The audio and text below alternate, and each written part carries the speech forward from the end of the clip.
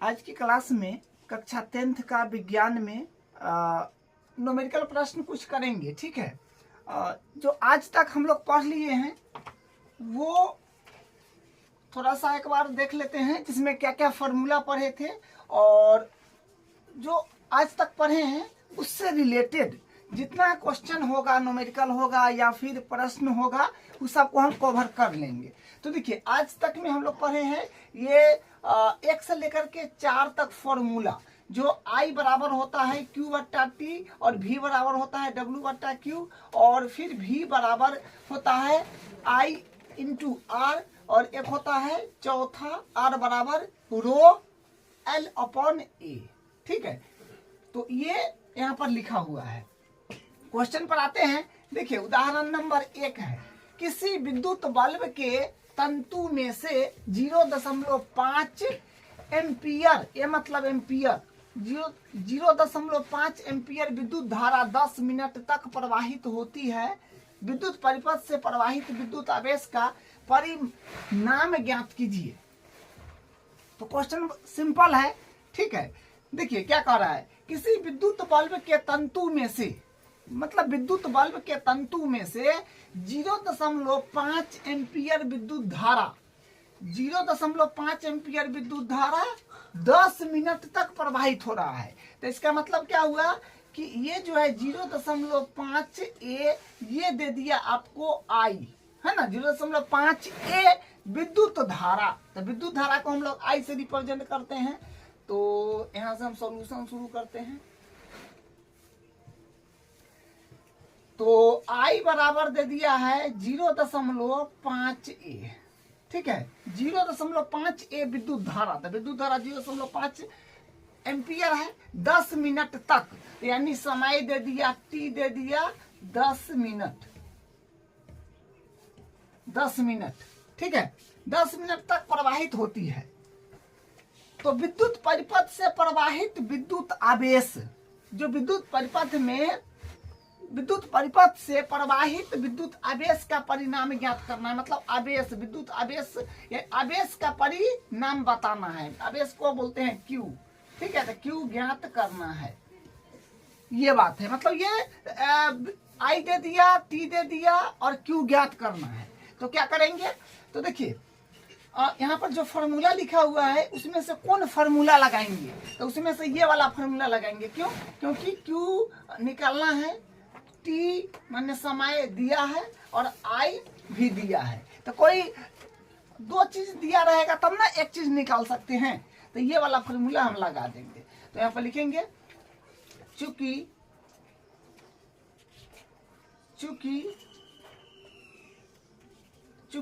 I बराबर Q बट्टा T होता है, तो हमको तो Q निकालना है, इसलिए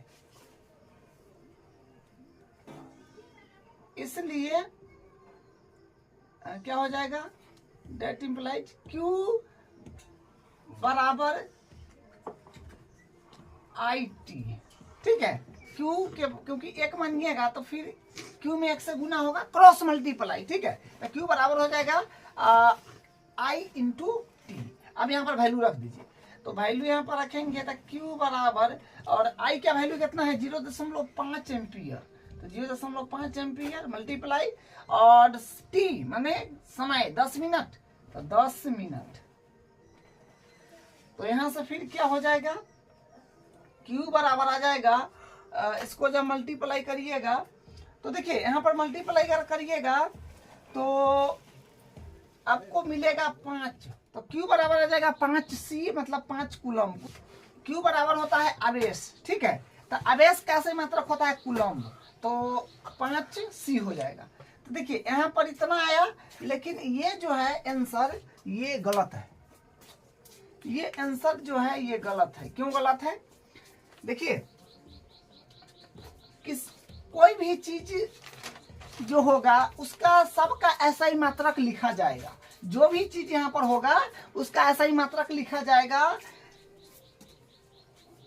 तो यहाँ पर समय का जो है, यहाँ पर देखिए समय जो है ये टाइम 10 मिनट है, तो इसको एसआई पद्धति में लिखना पड़ेगा। जैसे यहाँ पर आई है, विद्युत धारा है, तो ये एसआई पद्धति में है। समय जो है ये 10 मिनट है, तो ये एसआई पद्धति में नहीं है, तो इसको एसआई पद्धति में करेंगे। ठीक है, 10 मिनट को हम बदलेंगे एसआई में। तो यहाँ पर लिखेंगे पहले, हाँ यहाँ पर लिख देते हैं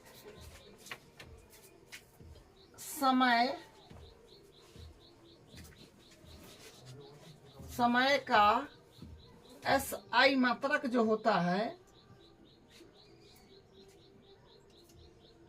एसआई मात्रक, समय का एसआई मात्रक होता है सेकेंड। समय का एसआई मात्रक सेकेंड होता है। ठीक है, चूंकि समय का एसआई मात्रक सेकेंड होता है, तो सेकेंड होता है, तो यहाँ पर कितना है 10 मिनट। समय अपने पास में क्या दिया है, समय दिया है 10 मिनट।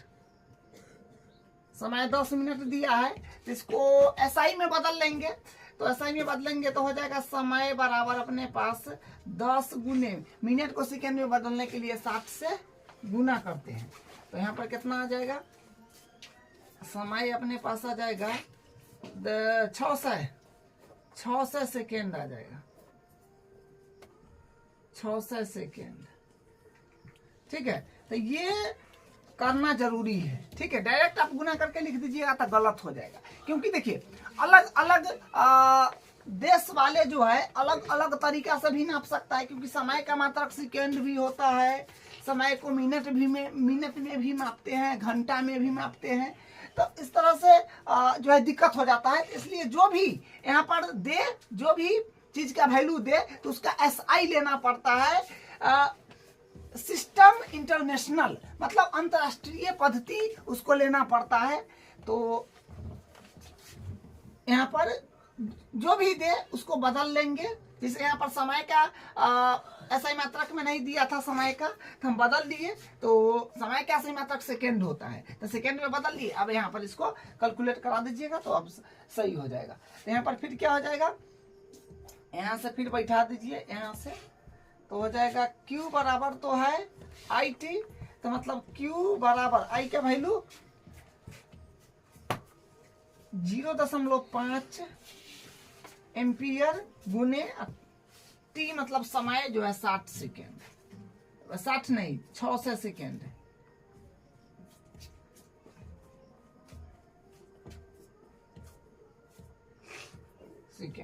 अब देखिए तो यहाँ पर आ जाएगा Q बराबर, दैट इम्प्लाइज Q बराबर, इसको जब मल्टीप्लाई करिएगा तो आएगा 6 पंचे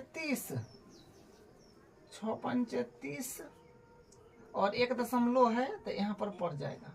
तो मतलब यहाँ से आ जाएगा Q बराबर 300 कूलम्ब। अब देखिए यहाँ पर जो है ये C मतलब है आवेश, क्योंकि आवेश हमको निकालना था, तो Q मतलब आवेश, तो आवेश कैसे मात्रक होता है कूलम्ब, तो यहाँ पर कूलम्ब हो जाएगा। ठीक है, C जिसको C से रिप्रेजेंट करते हैं, तो यही इसका आंसर हो जाएगा। अब इसका प्रश्न देखिए, प्रश्न है पहला 1 नंबर, विद्युत परिपथ का क्या अर्थ है। देखिए पहला प्रश्न है कि विद्युत परिपथ का क्या अर्थ है। तो देखिए इसका परिभाषा है, विद्युत परिपथ के सतत एवं बंद पथ को विद्युत परिपथ कहते हैं। आप क्या बोलते हैं, थ्योरी वाला क्लास में पढ़े हैं विद्युत परिपथ क्या होता है, तो आपको ध्यान होगा। तो यहाँ पर आंसर लिखा गया है, विद्युत धारा के सतत एवं बंद पथ को विद्युत परिपथ कहते हैं। उसके बाद दूसरा क्वेश्चन देखिए, विद्युत धारा के मात्रक की परिभाषा लिखिए। विद्युत धारा के मात्रक की परिभाषा लिखना है, तो विद्युत धारा की मात्रक का परिभाषा, ठीक है, तो मतलब विद्युत धारा के मात्रक की परिभाषा, तो विद्युत धारा के मात्रक होता है, विद्युत धारा का मात्रक होता है एम्पियर। ठीक है, विद्युत धारा के मात्रक की परिभाषा लिखिए। तो विद्युत धारा की मात्रक तो पहला नंबर होता है एम्पियर, तो एम्पियर होता है, तो पूछा है 1 एम्पियर बराबर, तो 1 एम्पियर बराबर होता है 1 कूलम्ब बट्टा 1 सेकेंड। ठीक है, 1 एम्पियर बराबर 1 कूलम्ब बट्टा 1 सेकेंड। ठीक है, एक बिंदु से 1 सेकेंड में 1 कूलम्ब आवेश का प्रवाह होता है तो बहने वाली धारा का मान 1 एम्पियर होता है। इसका मतलब ये हुआ, ठीक है। विद्युत धारा के मात्रा की परिभाषा दीजिए तो विद्युत धारा का ऐसा ही मात्रक होता है एम्पियर। तो ये पूछ लिया कि 1 एम्पियर बराबर क्या होता है, तो 1 एम्पियर बराबर होता है 1 कूलम्ब बट्टा 1 सेकेंड। तो इसका मतलब हुआ कि एक बिंदु से 1 सेकेंड में 1 कूलम्ब आवेश का प्रवाह होता है तो बहने वाली धारा का मान 1 एम्पियर होता है, ठीक है। ये इसका आंसर है। देखिए प्रश्न 3 देखिए, 1 कूलम्ब आवेश में इलेक्ट्रॉन की संख्या, मतलब 1 कूलम्ब आवेश में इलेक्ट्रॉन की संख्या क्या होता है ये बताना है। 1 कूलम्ब आवेश में इलेक्ट्रॉन की संख्या बताना है। तो सबसे पहले हम लोग जानते हैं कि 1 इलेक्ट्रॉन पर आवेश होता है 1.6 गुने 10 पर पावर -19 कूलम्ब, ठीक है। ये ध्यान रखना है आपको कि 1 इलेक्ट्रॉन पर आवेश क्या होता है, तो 1.6 गुने 10 पर पावर 19 कूलम्ब, ठीक है। तो यहां से फार्मूला होता है, चूंकि Q बराबर NE माने electron N into electron, N है कोई संख्या जो हमको यहाँ पर बताना है। 1 कूलम्ब आवेश में इलेक्ट्रॉन की संख्या थी, N संख्या है, तो इसलिए N बराबर होता है Q बट्टा E जो इलेक्ट्रॉन है। तो यहाँ पर Q जो है, Q मतलब ये सब जो है N है, Q है, E है, सब क्या है, तो Q है कुल आवेश। लिखा है कि यहाँ Q बराबर कुल आवेश, वह E जो है ये 1 इलेक्ट्रॉन पर आवेश है, और तथा N बराबर इलेक्ट्रॉन की संख्या है, ठीक है। तो हमको N ज्ञात करना है, तो N ज्ञात करना है तो आसान है। देखिए तो अपने पास में फॉर्मूला है N बराबर Q बट्टा इलेक्ट्रॉन। तो देखिए डेट इंप्लाइज N बराबर Q मतलब होता है आवेश, Q मतलब होता है आवेश। आवेश कैसे मतलब होता है कूलम्ब, तो 1 कूलम्ब में देखिए E मतलब होता है इलेक्ट्रॉन, 1 इलेक्ट्रॉन पर आवेश। तो कूलम्ब C मतलब आवेश, C मतलब क्या होता है आवेश, आवेश कैसे मतलब होता है कूलम्ब। तो 1 कूलम्ब में इलेक्ट्रॉन पर 1 इलेक्ट्रॉन पर आवेश, E मतलब 1 इलेक्ट्रॉन पर आवेश। तो 1 इलेक्ट्रॉन पर आवेश इतना है, कितना है 1.6 गुने 10 पर पावर -19 C। ये 1 इलेक्ट्रॉन पर आवेश रहा, ठीक है। देखिए ये नीचे जो है ये पावर माइनस में है, तो इसका मतलब ये नहीं है कि ऋणात्मक संख्या है, ये मतलब बहुत छोटी वैल्यू है, इतना सा मतलब बहुत छोटी वैल्यू है, ये बहुत छोटी वैल्यूज को रिप्रेजेंट कर रहा है, ठीक है। अब देखिए तो यहाँ से ये बात तो आप समझ पा रहे हैं कि कूलम्ब से कूलम्ब कट जाएगा, ठीक है। अब देखिए अब यहाँ पर क्या हो जाएगा, अब यहाँ पर हो जाएगा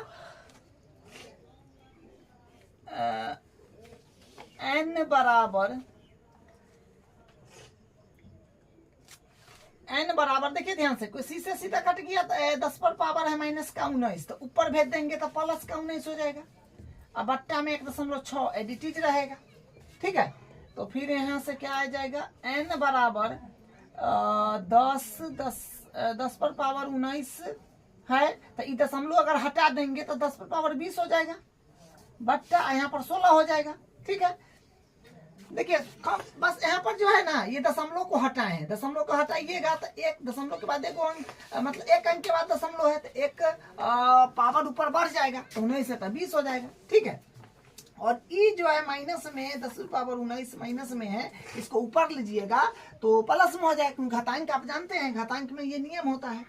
अब यहाँ पर n बराबर इसको हम इस तरह से लिख देते हैं क्या, तो 100 बट्टा 10 पर 100 बट्टा 16 गुने 10 पर पावर 18 होगा कि नहीं, क्योंकि इसमें से हम 10 पर पावर 2 इधर कर लिए हैं। 10 पर पावर 2 का मतलब क्या होता है 100, तो 100 को हम इधर ले लिए तो इधर इतना बचेगा, ठीक है। तो अब यहाँ से हो जाएगा n बराबर ये हो जाएगा 25 चौका 100, ये हो जाएगा 4 चौका 16, तो मतलब 25 बट्टा हो जाएगा 4 गुने 10 पर पावर 18 ये डिटीज। अब देखिए दैट इंप्लाइज n बराबर, इसको भाग दीजिए 4 से 25 में, 4 से 25 में भाग दीजिएगा तो 4 छक 24, 4 छक 24 तो दशमलव दे करके 0 दीजिएगा तो फिर 4 दूनी 8, तो आया 2.4 कट गया, मतलब भाग आया। इसको इससे डिवाइड करिएगा तो हो जाएगा 6.25 गुने 10 पर पावर 18। तो यही जो है आंसर हो जाएगा। ठीक है, तो एक कूलम्ब आवेश में इलेक्ट्रॉन की संख्या होता है 6.25 गुने 10 पर पावर 18। ठीक है, एक कूलम्ब आवेश में इलेक्ट्रॉन की संख्या 6.25 गुने 10 पर पावर 18 होता है। ठीक है, अब इसका अगला क्वेश्चन, अब इसका उदाहरण नंबर 2 देखिए। उदाहरण 2 देखिए, 12 वोल्ट विभवांतर के दो बिंदु के बीच 2 कूलम्ब आवेश को ले जाने में कितना कार्य किया जाता है। 12 वोल्ट विभवांतर तो मतलब भी दे दिया है ना। 12 वोल्ट विभवांतर मतलब यहाँ से हम सॉल्यूशन शुरू कर रहे हैं, तो भी का वैल्यू हो गया 12 वोल्ट। उसके बाद 12 वोल्ट विभवांतर के दो बिंदुओं के बीच 2 कूलम्ब आवेश, मतलब आवेश को बोलते हैं Q, जो कि दिया है 2 कूलम्ब को ले जाने में कितना कार्य किया जाता है। कार्य पूछा है, मतलब W पूछा है। W क्या होगा, तो देखिए साफ साफ यहाँ से फार्मूला आपको बुझा रहा है कि V बराबर W/Q। तो V भी है अपने पास, Q भी है अपने पास, W निकल जाएगा। तो लिखेंगे यहाँ बच्चों की V बराबर W/Q, इसलिए डेट इम्प्लाइज क्या हो जाएगा, यहाँ पर W निकलना है तो V इंटू Q हो जाएगा। ठीक है, तो डेट इम्प्लाइज W बराबर V अपने पास में है, V है 12 वोल्ट गुने, और Q है 2 कूलम्ब, तो 2 कूलम्ब। तो यहाँ पर क्या हो जाएगा, W बराबर 12 दूनी 24। देखिए कार्य हम W निकाले हैं, W मतलब कार्य, तो कार्य का सही मात्रक होता है जूल। ठीक है, तो यहाँ पर हो जाएगा जूल, यहाँ पर है जूल हो जाएगा, जूल। ठीक है, तो यही इसका आंसर हो जाएगा। अब देखिए प्रश्न नंबर 1 है जो पाठ्य निहित प्रश्न है। ठीक है, उस युक्ति का नाम लिखिए जो किसी चालक के सिरों पर विभवांतर बनाए रखने में सहायता करता है। देखिए पूछा क्या है कि उस युक्ति का नाम बताइए या नाम लिखिए जो किसी चालक के सिरों पर विभवांतर बनाए रखने में सहायता करता है। तो आप लिख दीजिए सेल। ठीक है, और ज्यादा सेल जुड़ा हुआ है उसको हम लोग बोलते हैं बैटरी, तो बैटरी भी लिख सकते हैं, बैटरी। ठीक है, सेल या बैटरी। ठीक, यह इसका आंसर है। अब इसका नेक्स्ट वाला देखिए। अब इसका प्रश्न 2 देखिए। यह कहने का क्या तात्पर्य है कि दो बिंदुओं के बीच विभवांतर 1 वोल्ट होता है। क्या कह रहा है कि यह कहने का क्या तात्पर्य है कि दो बिंदुओं के बीच विभवांतर 1 वोल्ट होता है। तो इसका मतलब हुआ कि 1 वोल्ट का परिभाषा पूछ लिया। ठीक है, तो देखिए 1 वोल्ट का परिभाषा क्या है। यदि किसी विद्युत परिपथ में 1 कूलम्ब आवेश को किसी एक बिंदु से अन्य बिंदु तक ले जाने में 1 जूल कार्य किया जाता है तो उन बिंदुओं के मध्य विभवांतर 1 वोल्ट हो जाता है। ठीक है, तो क्या है कि यदि किसी विद्युत परिपथ में 1 कूलम्ब आवेश को किसी एक बिंदु से अन्य बिंदु तक ले जाने में 1 जूल कार्य किया जाता है तो उन बिंदुओं के मध्य विभवांतर 1 वोल्ट होता है। तब V बराबर होता है W/Q। तो 1 वोल्ट का परिभाषा पूछा है, तो 1 वोल्ट बराबर W मतलब कार्य का जो ऐसा ही मात्रक होता है वो जूल होता है। तो 1 जूल बट्टा ऐसी मतलब आवेश कैसे मतलब कूलम्ब होता है, तो 1 कूलम्ब। तो 1 वोल्ट बराबर 1 जूल बट्टा 1 कूलम्ब। ठीक है, अब प्रश्न 3 देखिए। 6 वोल्ट बैटरी से गुजरने वाले हर 1 कूलम्ब आवेश को कितनी ऊर्जा दी जाती है। क्वेश्चन क्या कहा कि 6 वोल्ट का बैटरी है, तो मतलब आपको विभवांतर दे दिया, भी दे दिया 6, भी दे दिया 6। हाँ,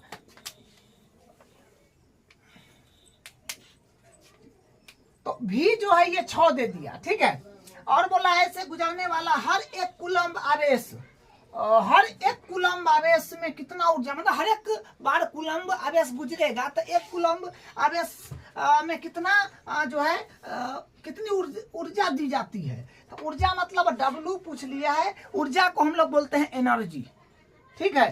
तो E पूछ लिया है, ठीक है। और ये बात ध्यान रखिएगा। हाँ, एक और बात बोला है कि हर एक कूलम्ब आवेश, तो मतलब Q बराबर एक कूलम्ब, हर एक बार एक कूलम्ब आवेश का बात होगा, ठीक है। इसको थोड़ा चेंज करते हैं। Q बराबर एक C, हर एक कूलम्ब मतलब Q बराबर एक C। तो ये हो गया। अब देखिए एक बात ध्यान रखिएगा, एक बात क्या ध्यान रखिएगा कि W और मतलब W मतलब कार्य और ऊर्जा माने एनर्जी, ये बराबर होता है, बराबर होता है। ये मान लीजिए कि ये बराबर होता है, ठीक है। W और E बराबर होता है। तो यहां से हम लोग फार्मूला लगाएंगे, क्या फार्मूला हम लोग लगा देंगे, W बराबर ये फार्मूला लगा देंगे, यहां से लगाते हैं जो है V बराबर W बटा Q। हमको तो W निकालना है, मतलब देखिए W और E बराबर होता है, तो W बोलिए या E बोलिए, तो मतलब हमको निकालना है W। तो क्या होगा, V इंटू Q होगा। तो यहाँ से क्या हो जाएगा, W बराबर V मतलब 6 वोल्ट, तो 6 वोल्ट गुने और Q मतलब आवेश जो है एक कूलम्ब, तो एक कूलम्ब। तो यहाँ से क्या आ जाएगा, W बराबर 6 इकाई 6, तो 6 जूल होगा, ठीक है। एनर्जी या W मतलब कार्य कैसे मात्रक जूल होता है, तो ये लिख दीजिए हिंदी में जूल, ठीक है। तो यही इसका आंसर हो जाएगा, यही इसका आंसर हो जाएगा। अब इसका नेक्स्ट वाला करते हैं। अब इसका उदाहरण है 11.3। इसको देखिए, हाँ इसमें A नंबर और B नंबर करके दिया है, मतलब 2 सवाल इसमें होगा, ठीक है। यदि किसी विद्युत बल्ब के तंतु का प्रतिरोध 1200 ओम है, ठीक है, बल्ब के तंतु का प्रतिरोध 1200 ओम है, तो यह बल्ब 220 वोल्ट स्रोत से कितनी विद्युत धारा लेगा। बी में है, यदि किसी विद्युत हीटर की कुंडली का प्रतिरोध 100 ओम है, तो यह विद्युत हीटर 220 वोल्ट स्रोत से कितना धारा लेगा। तो देखिए प्रतिरोध जो होता है ना, वो जो है वो फिक्स होता है। यहाँ पर जैसे देखिए R दे दिया है, पहला वाला के लिए A नंबर में पहले हम लोग A नंबर का हल करेंगे। तो इसमें बोला है कि विद्युत बल्ब के तंतु का प्रतिरोध 1200 ओम है, तो प्रतिरोध यानी R जो है, ये जो इसमें तंतु लगा हुआ है इसमें अंदर, उसका प्रतिरोध है 1200 ओम। तो वोल्टेज बढ़ा कमा कर दीजिए, उससे इसको जो है यही ना होगा कि बल्ब थोड़ा वोल्टेज कम होगा तो बल्ब थोड़ा कम जलेगा, रोशनी कम जाएगा, बेसी होगा तो बढ़ जाएगा, ठीक है। लेकिन प्रतिरोध जो है ये 1200 ओम है और यह बल्ब 220 वोल्ट का है, ठीक है। 220 वोल्ट स्रोत से कितना विद्युत धारा लेगा, यह पूछा है। तो सबसे पहले लिखते हैं कि किसी विद्युत बल्ब के तंतु का प्रतिरोध मतलब R, प्रतिरोध मतलब R, ये दिया है 1200 ओम। तो मान लीजिए RB से इसको रिप्रेजेंट कर रहे हैं, तो 1200 ओम हो जाएगा, ठीक है। और 220 वोल्ट, 220 यह बल्ब 220 वोल्ट, तो मतलब भी यहाँ पर दे दिया 220 वोल्ट, ठीक है। 220 वोल्ट मतलब भी जो है 220 वोल्ट है, तो कितने विद्युत धारा लेगा, मतलब विद्युत धारा कितना लेगा, यानी I पूछ लिया है, I पूछ लिया है। तो बस सिंपल सवाल है, ठीक है। आप जानते हैं क्या, ओम के नियम से लिखिएगा, सिस्टमेटिक ओम के नियम से। तो ओम के नियम क्या होता है, V बराबर IR, V बराबर IR। हमको I निकालना है, तो I निकालना है तो क्या होगा, यहाँ पर चूंकि ओम के नियम से क्या होता है, चूंकि V बराबर IR, तो इसलिए I के बराबर करिएगा तो हो जाएगा V बट्टा R हो जाएगा, ठीक है। I के बराबर करिएगा तो V बट्टा R होगा।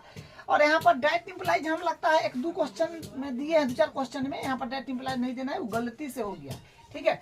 अब यहाँ पर देखिए डेट इम्प्लाई आई बराबर भी है अपने पास में भी है अपने पास में भी 220 वोल्ट और आर मतलब प्रतिरोध जो कि है 1200, तो यानी इसे ही कट जाएगा। तो क्या होगा, आई बराबर है अपने पास में 22, यानी कर दीजिए ना 11 दूनी 22 और 60 दूनी 120, तो यानी 11/60 आ रहा है, जिसको करिएगा तो 0.18 और विद्युत धारा मतलब आई निकालना है, मतलब विद्युत धारा निकालना है, तो आई विद्युत धारा के सीमा तक होता है एम्पियर, तो 0.18 एम्पियर हो जाएगा। ठीक है, ये आंसर हो जाएगा इसका। अब इसका बी पार्ट में देखिए क्या है। बी पार्ट में कह रहा है यदि किसी विद्युत हीटर की कुंडली का प्रतिरोध 100 ओम है, तो मतलब फिर आर दे दिया प्रतिरोध मतलब आर जो 100 ओम है, तो यह विद्युत हीटर 220 वोल्ट है ना, तो मतलब भी दे दिया 220 वोल्ट। ठीक है, 220 वोल्ट सोर्स से कितना धारा मतलब आई फिर बताना है, तो फिर ओम के नियम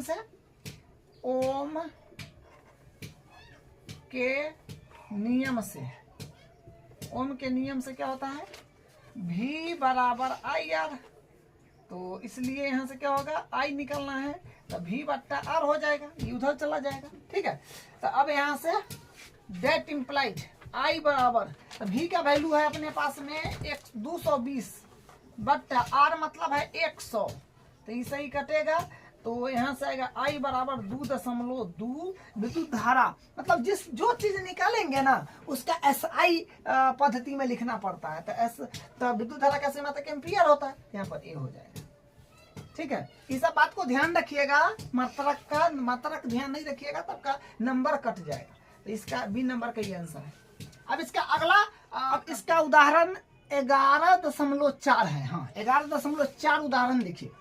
जब कोई विद्युत हीटर विद्युत स्रोत से 4A विद्युत धारा लेता है, तब उसके टर्मिनलों के बीच विभवांतर 60 वोल्ट है। उस समय विद्युत हीटर कितनी विद्युत धारा लेगा जब विभवांतर को 120 वोल्ट तक बढ़ा दिया जाएगा। देखिए बात क्या है कि जब कोई विद्युत हीटर विद्युत स्रोत से 4 एम्पियर विद्युत धारा लेता है, जैसे मान लीजिए कि एक डायग्राम बनाते हैं,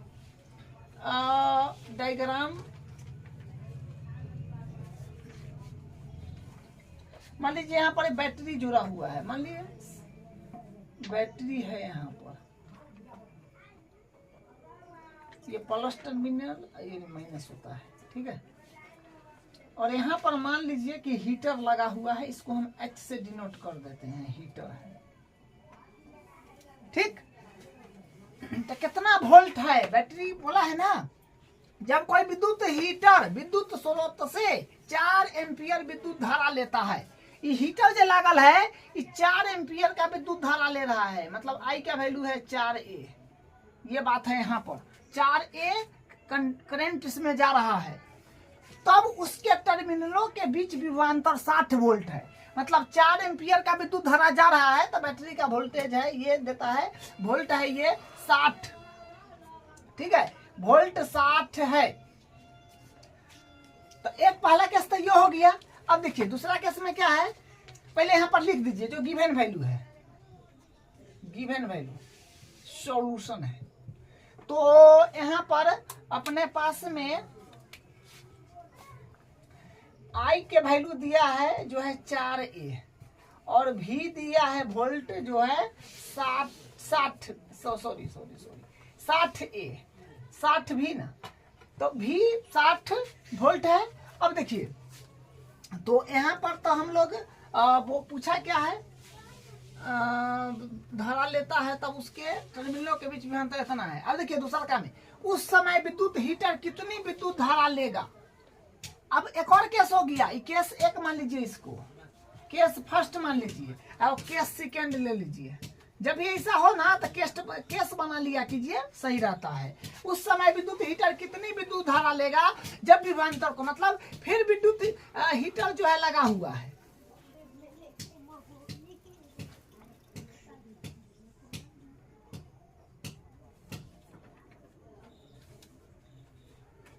ये हीटर है,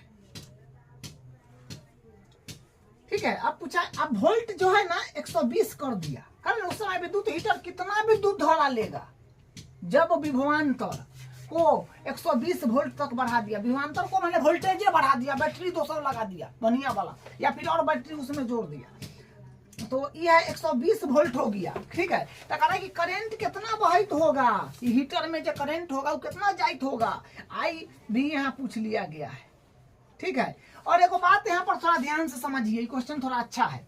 देखिए जो हीटर में जो तंतु लगा होता है ना, जो तंतु लगा होगा वो करंट बढ़ा भी दीजिए कमा भी दीजिए, उससे जो है तंतु पर कोई फर्क नहीं पड़ता है, ठीक है। जिसको प्रतिरोध बोलते हैं। यहाँ पर आर जो होगा ये फिक्स होगा यहाँ के वोल्टेज के लिए भी और यहाँ के वोल्टेज के लिए भी। तो हीटर है, हीटर के अंदर जो तंतु लागल होगा वो फिक्स रहता है, उसमें आर प्रतिरोध जो है ये फिक्स रहता है, ठीक है। तो यहाँ पर जो है आई भी ज्ञात करना है और आर भी ज्ञात करना है। तो हम लोग यहाँ से काम चला लेंगे, क्योंकि इसका प्रतिरोध जब जनाई हमको पता चल जाएगा तो इसका आर का वैल्यू तो पता चल जाएगा, ठीक है। यहाँ से हम आर के वैल्यू निकाल लेंगे और यहाँ पर आर के वैल्यू की जगह जमा देंगे तो आई मतलब करंट आ जाएगा कि कितना धारा बह रहा है, ठीक है। तो ओम के नियम से हम लोग यहाँ से काम शुरू करेंगे। लेकिन ओम के नियम से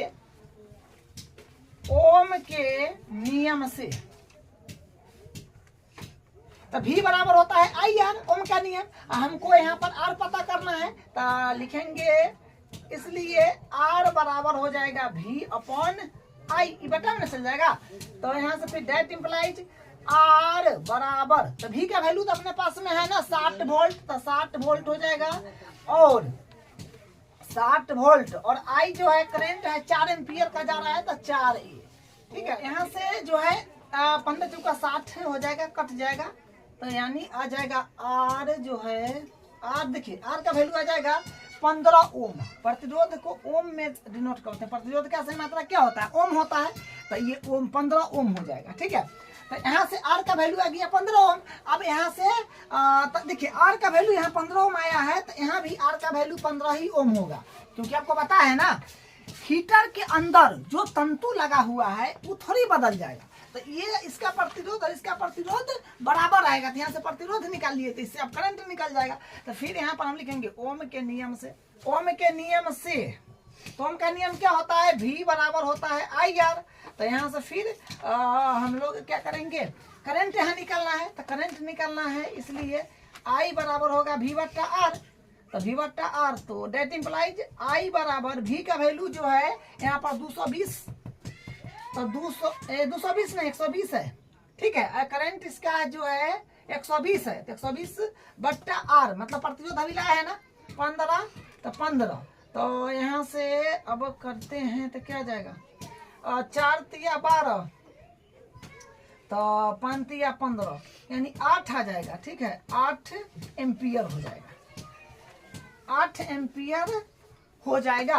तो यहाँ पर जो है 120 वोल्ट जाना है विभवांतर करेगा तो करंट हो जाएगा 8 एम्पियर, ठीक है। या फिर आप ऐसे भी समझ सकते थे कि 60 वोल्ट पर करंट है 4A और उस हीटर में, उस हीटर का जो वोल्टेज कर दिया 120, तो करंट 8 हो ही जाएगा, ठीक है। तो 8 आया ही है, तो यही इसका आंसर हो गया, ठीक है। तो आज की क्लास में हम यहाँ तक ही रखेंगे, फिर अगले क्लास में जो न्यूमेरिकल प्रश्न है उसको ही करेंगे फिर अगले क्लास में।